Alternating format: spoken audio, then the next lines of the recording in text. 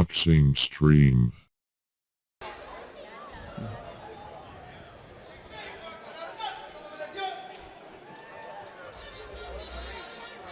All right, as we wait for Mr. Serrano to enter the blue corner, Tito says on Twitter, talking about memorable HBO moments, he chimes in with Hassim Rahman KO over Lewis in South Africa. Yeah, and speaking of Rahman, he had a lot of memorable moments. Remember that head that was growing on his head against Evander Holyfield? Remember when he got knocked out? Oleg Moskaev, literally knocked out of the ring. Out of the ring, right onto Jim Lampley's lap, and then onto the cold, hard concrete floor. You know, I like those Cedric Kushner heavyweight shows that were a staple of boxing after dark. Derek Jefferson, Mo Harris. You took the words right out of my mouth. What a fight. That was a firefight. That was a shootout. Won by Derek Jefferson, I believe. Yeah, that was insane. Larry Merchant had that classic line, Derek Jefferson, I love you. Yep.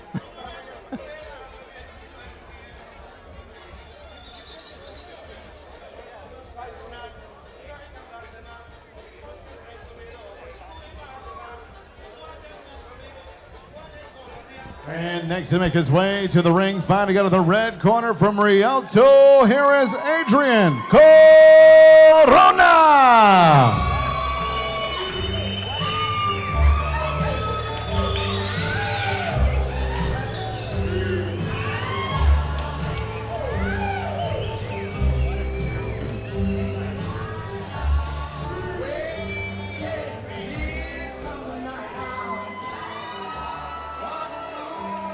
And if that name sounds familiar to boxing fans, especially in the Southern California area, this young man comes from a fighting family for years. You've probably seen his father, Ray Corona, be the third man in for many of the biggest fights in the state of California. Tonight, he makes his second start in his reappearance at the Avalon in Hollywood.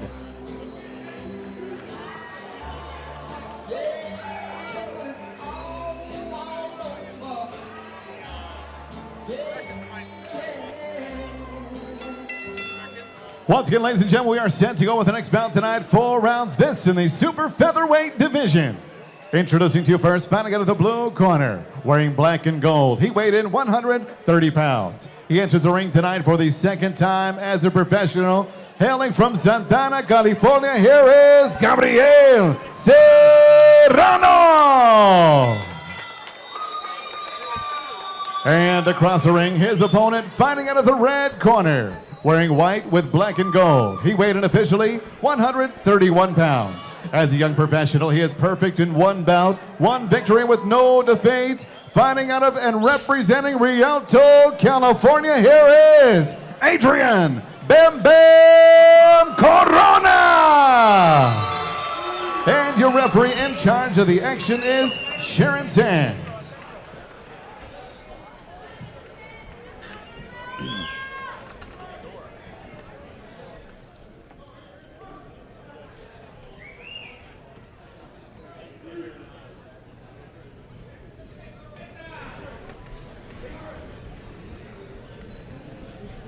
Let's see how these young junior lightweights match up. Obviously, Adrian Corona is still a teenager, 18. He's the younger man. However, Serrano is taller by 3 inches, and he has a significant reach advantage.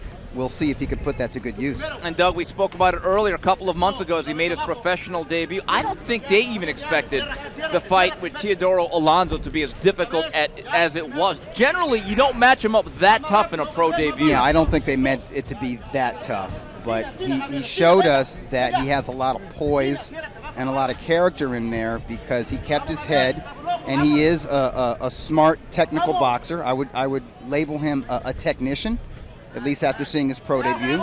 Maybe as his career progresses, he'll show us different looks, different facets of his game. But he's a well-schooled boxer. He works off his jab, and he's careful in there. He's not in a rush. He's kind of like the antithesis to Alonso.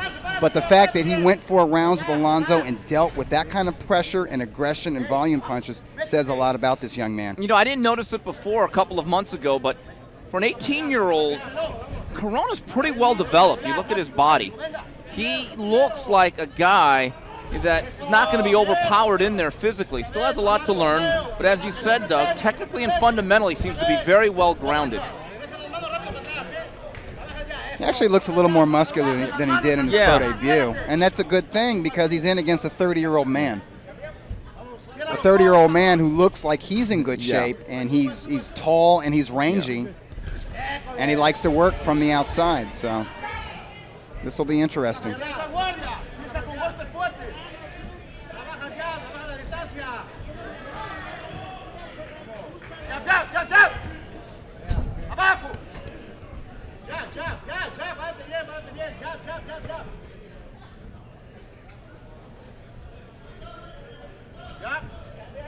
Yeah, good advice from Serrano's corner. They're just saying jab, jab, jab, and that's exactly what he should do with his reach.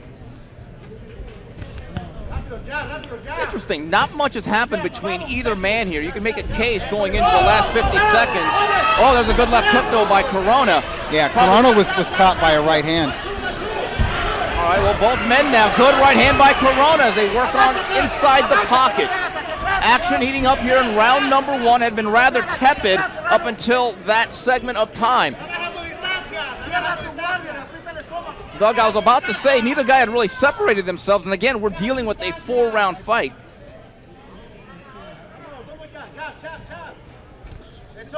I think Corona has a slight edge, but it's not like Serrano's out of this round. I mean, he could score something big before the bell and steal this round. It was a soft right that he landed, but he landed it.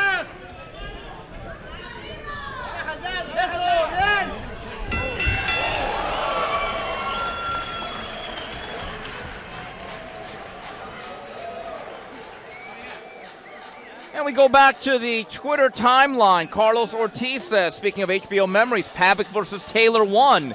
I am basing it when I finally watched HBO at my home. Also, Linus SQ with a little commentary and opinion. I know she's a badass, undefeated champ, but man, that segment with Lady Cecilia and her coffee reminds me of former Today host Ann Curry. Oh, yeah. I see it. I see that. Wow. Yeah, they got sort of the same cheekbones and everything. Absolutely. Yeah. And by the way, Cecilia Breakhouse and Tom Loeffler visited Mario Lopez and I in studio last week. Check that out on the 3 knockdown rule. And speaking of HBO, she's going to be on HBO's last telecast, December 8th. Right, and I don't want to give away the venue. I think Tom would kill me, but I think it rhymes with Rub Dub Center. That's all I'm going to say. Anyway, round 2. All right, round number 2 begins, and let's see if Corona can close the distance and work inside the pocket. That's where he seems to have most success offensively against the tall, lanky Gabriel Serrano. Yeah, his test in this fight is finding range, evading the long left jab from Serrano and getting in close enough to land his power shots. From short distances, you would think that Corona would be able to just simply beat Serrano to the punch. Well, he's got better timing and he's got tighter technique, so once he's in range, yes, that's true. Serrano likes to wing these shots a lot. But Serrano landed some punches. I thought the first round was competitive. I thought Corona had the edge. He had more moments in the fight.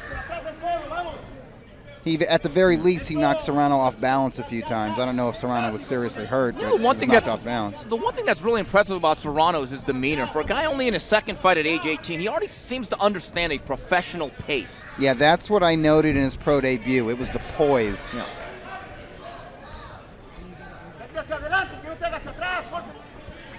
You know, that's what Kenny Brown lacked in his pro debut. He had zero poise. He just went buck wild and then got butt naked knocked out.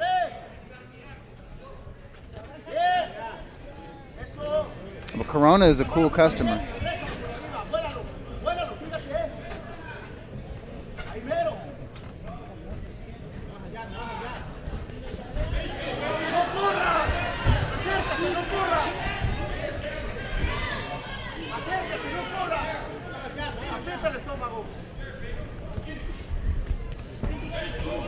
Right there, you can see how the length and the size.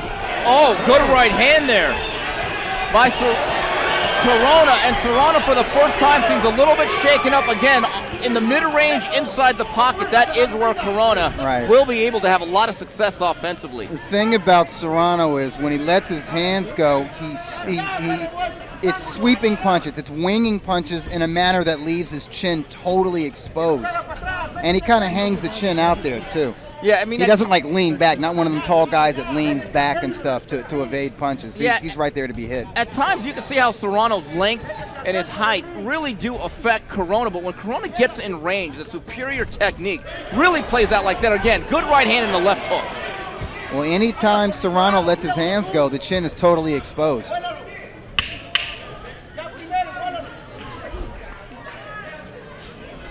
Serrano, when the left moves, the right doesn't stay in position to protect the chin. When he lets the right go, the left drops as well. So we are halfway through this fourth round, or four-rounder, between Adrian Corona and Gabriel Serrano. We are here once again at the Avalon in Hollywood. Hollywood Fight Nights, it is the Halloween-themed show brought to you by Tom Loeffler, and looks like, from what I'm being told by the promoter at large, this will be the last edition of 2018. And according to him, it looks like this series will continue going into 2019. It's good news for a lot of local boxers. Excellent news for the younger fighters in the 360 stable. Guys like Sergej Boachuk and Brian Sabayo. Yeah. And they've had excellent activity this year, in part due to this series. And we talk about the worldwide audience this series has. We have a shout-out from Amsterdam, from Niels. He says, Fresh Kid Ice, Keith Kim Boxing, and Compton's own Easy Doug Fisher. Great outfit, guys. Thanks for keeping the stream global. Hey, somebody say, hey, we want some prize fights. It's another one. Yeah. Seeing more aggression from Corona. I think Corona realized he had his best moments in the last round when Serrano's back was to the ropes. So we might see some harder pressure from Corona in this round. Well, if they go chest to chest, that's where Corona can really put him through the meat grinder. Shorter, more compact punches, and as you noted before, Dougie, quicker, better, superior technique. Yeah, and good timing on that straight right from Corona.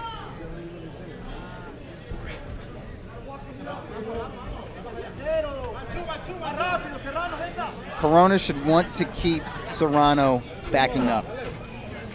Serrano's more effective when he's allowed to stand his ground in the center of the ring. You can see the improvement from Corona, though. I mean, again, I know opponents have a lot to do with it, but Corona just looks so poised in there. For a guy who's just 18 years old making his second start.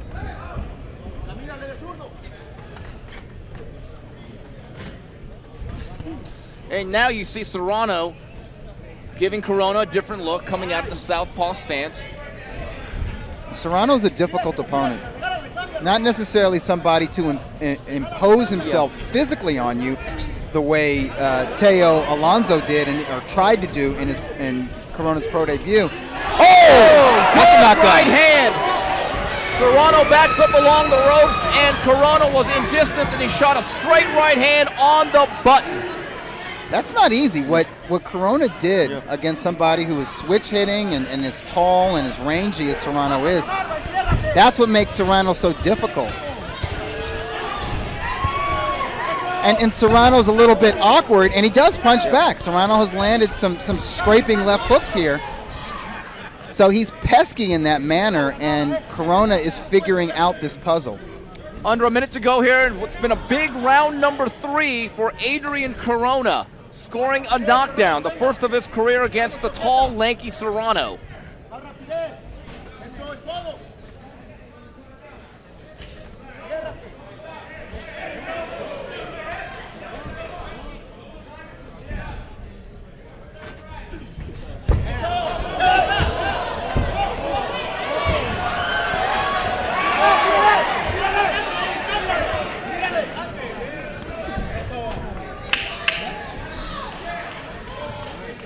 Corona handled that situation well, where he threw himself off balance and Serrano tried to take advantage of it.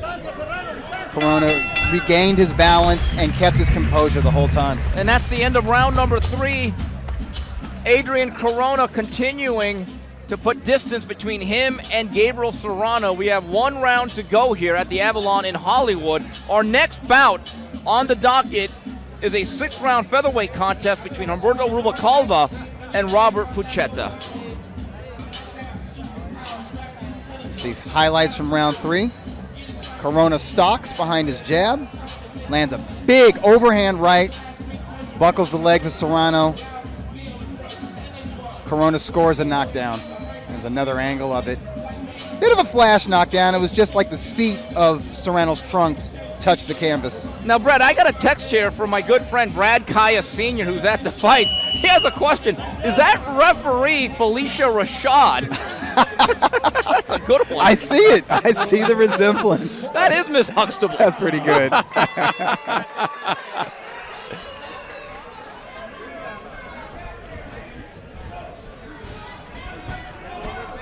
All right, 4th and final round here. Scheduled for 4 between Adrian Corona and Gabriel Serrano. It's been a very impressive display of patient boxing mixed in with some very lethal punching by young Corona. And 3 good rounds of professional resistance from Serrano. He hasn't made it easy on Corona. Serrano still working that jab, still looking for spots where he can let his hands go. Yeah, Doug, you take a look at Serrano again. Not a great offensive threat, but just that size and stature alone makes him very difficult to kind of get a beat on. A lot of managers, they stay away from these tall, lanky guys for a reason. Especially when your fighter has 1 pro fight and Yeah. he's 18 years old. I mean, Serrano is a bit of a puzzle in there. I know some managers, if you're left-handed and or tall, you're poison to them early on. Tall boxers are very difficult.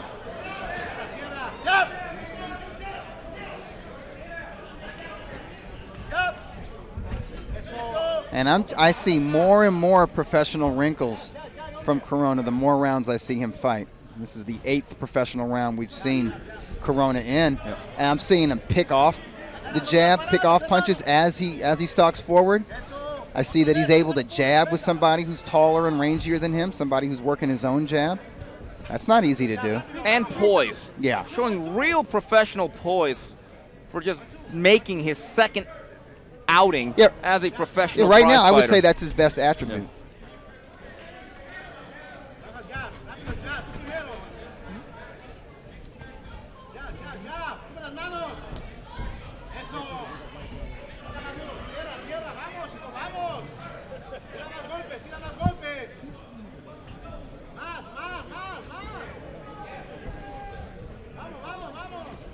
I'm seeing nice head movement and a little bit of upper body movement from Corona as he stalks forward, as he steps forward behind his own jab. Yeah, and Corona, you like to see that. He slips straight punches pretty well. And Corona digging to the body there. Not taking too many risks. He probably has 3 rounds in the books, including a 10-8 round with the knockdown. He's throwing a good right hand over the top, though, just as I say that. Throughout the night, Corona has patiently waited in, closing distance, finding good punching range, and then been able to land some very good overhand right hands. And when he lands a good flush shot to the jaw, he does try to follow up. He does attempt to press his advantage, and you want to see that. You don't want your young fighter to be too patient. Yeah. You do want to see some urgency from him. And I think we've seen just enough in each round from Corona in this fight, and I've scored every round for Corona. So there it is, 4 rounds in the books. And Adrian Corona putting on an impressive display of boxing with some punching, scoring a knockdown in the 3rd, and most likely he will move to 2-0 against the game and awkward Gabriel Serrano.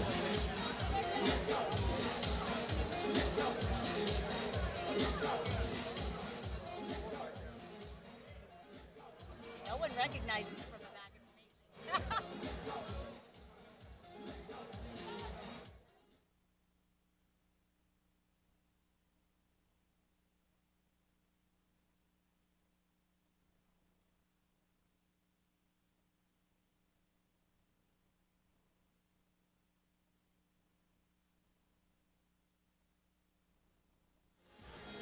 All right, you just saw 4 rounds between Adrian Corona and Gabriel Serrano. We're waiting for the scorecards to be tabulated.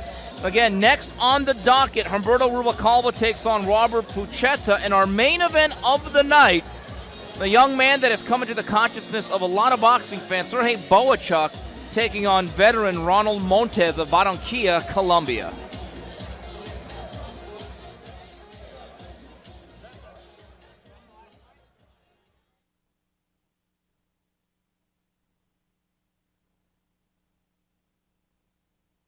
And you are watching Hollywood Fight Nights. Hashtag is ask us a question or give us a comment. Doug Fisher and I will do our best to answer it. But let's go and are we ready for Joe Martinez? No, it doesn't look like quite yet.